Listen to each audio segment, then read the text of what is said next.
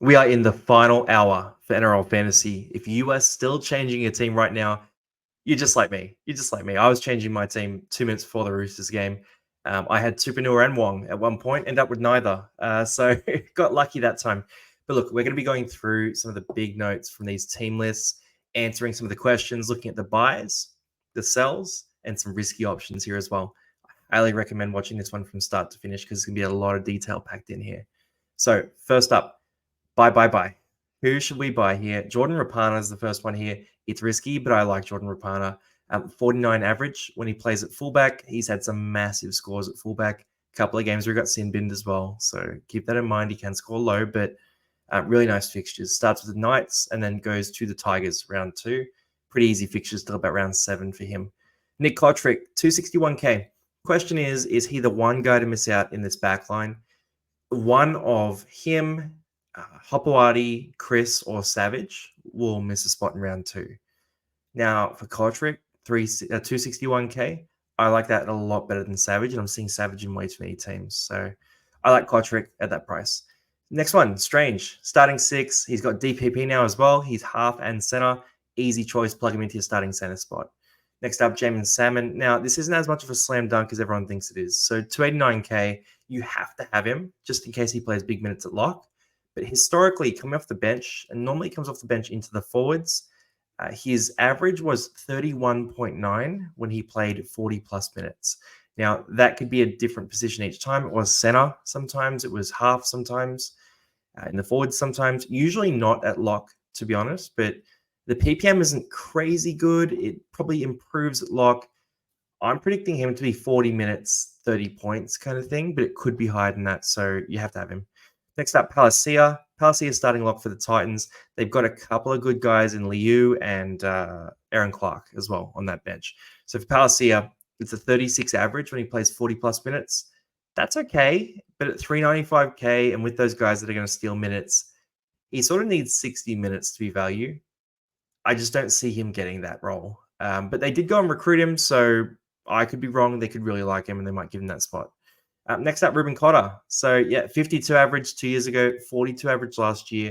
It's a pretty good bench for him as well. It's pretty friendly. I think he goes back to 50 plus. Ruben Cotter is planted firmly in my team. And Halem Lukey, the guy in the picture here, just in case you didn't know who he was, athletic freak. He's really good. So, Lukey is firming in my team. When he plays 60 minutes or more, he averages 55. It's pretty good for 495k. When he plays those minutes, his last 5 scores are 54, 60, 60, 84, and 56. He's got big upside in terms of attacking plays, and their fixtures are so easy to start the year. So if you don't start with Lukey, you are going to regret it. You're going to waste a trade getting him in. You just don't want to be doing that. Get on Lukey right now. It might not work, but the downside, if you get it wrong, is massive if you miss Lukey. Next up here, the risky options before we go into the sells and the guys you got to avoid. So risky, Lucas. KPP is on the bench at the Knights. Lucas will not get 80 minutes. That's my feel on this. Do with that what you will. Morgan Smithies, we don't know the role at this stage. I actually don't hate if you want to take a gamble on Morgan Smithies because if he goes bad, you just go buy Terrell May next week for about the same price. I actually don't mind it a lot. He's got a good work rate too out of the Super League. So for Smithies, I'm a big fan of that actually in terms of that pick. He's not on my side right now, but I can see the upside for anyone who wants to make that move. It's a bit risky with Horsburgh back in round 4 though. Maybe he goes back to prop and Smithies holds out. Hosking next. So he's got 3 to 4 weeks before Whitehead is back. Could he earn the spot hypothetically? Absolutely. Could he earn the spot and play 80 minutes? Less likely. Will he just get dropped for Whitehead? Probably what's going to happen. So you might get a rental out of him. Look, it could be a big pod for you. And if you really back the talent of Hosking, I don't mind that pick. I just think it's going to take a lot to win that spot off Whitehead. Joe Chan, Sean Bloor, this sort of Melbourne combo is next. For Joe Chan, it's risky. The Storm are moving their bench around as we speak. Does he get 80 minutes? Probably not. Does he get moved to the bench at some point? Probably. How soon will that be? I don't know. I'm not inside Craig Bellamy's camp. I'm not even in the same state as Craig Bellamy. It's risky. It's very risky. Chan's sitting in my team right now because he's 261K and he's a starting forward at Melbourne, but he could really blow up in our faces. You can't avoid him though. He's risky, but you can't avoid him. Just keep an eye on team list right before that game. So on NRL's app, you can see that about sort of 45, 50 minutes before the game, you can see the changes in the team list. So I'd do that. I'd probably follow. I like the Supercoach Whisperer for late news as well. He's pretty good. Then Blake Taff. Sorry, guys. Blake Taff, 29.6 average at fullback.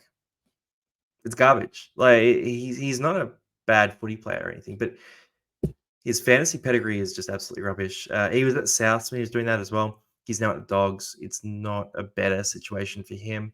He could be one of those guys who he plumps out at 19 in round one, maybe a 32 in round two, a 26 with a try in round three. You're just not going to get rid of him. He's a nightmare to own in fantasy. I wouldn't be doing it. And then Hutchison is the last one here. Hasn't had a lot of kick meters in the preseason, but had a lot of involvement in the running game and the sort of more attacking side of things. Can he maintain that? I think it's a bit of a tough one. Look, 400K is in my side right now, but I'm not that happy about it. Yeah, I might get rid of Hutchison. He's a bit risky. Last up here, no, no, no, no, no. In the words of the Gould father, no, no, no, no, no. Look, these are the guys that you probably can't be picking. So Willison, we know about. He got dropped out of the 17. KO Weeks has not been picked. Kale Iro, not been picked. A few other guys here that haven't been picked too. But Hans and Lussick, they are sharing the hooker role at Parramatta. Police Haas, 415K. It looks good on paper. It's not good. Fafita will be back probably round 5, round 6. Khalees Haas, maybe he gets 4 games. He's a pretty good scorer for fantasy when he plays those games, but at 415K, it's not worth it in my mind. He's not guaranteed 80 minutes either. Eisenhuth, he's going to make way. There's a few guys on that bench that could even steal minutes, but at some point, Luciano just comes into that role and owns it. Beryl and Gaia are in 20% of teams, so I don't know where you guys got those ideas, but get rid of both of them. Bronson Zeri didn't make the team. And Thomas McHaley, who I was really high on this preseason, I still am high on him. He's got a massive PPM. At some point, I think he'll earn a spot, but for round 1, he's not in the team. So, while the Cowboys figure out that Jake Granville isn't a prop, you've got to wait for that to happen before McHaley will get a spot. Anyway, that's our buy, hold, sell super condensed version. Quick, short, and fast. It's all stuff we've talked about before. I'm going to go through a few other videos too, do a bit of a team reveal, go through the questions from Instagram too, because a ton of questions are sent through there. So I'll do those videos today as well. And drop a comment. Let me know what you're ranked right now and any trades you're making at the last minute here. And we'll be there to chat with you. Peace out, guys.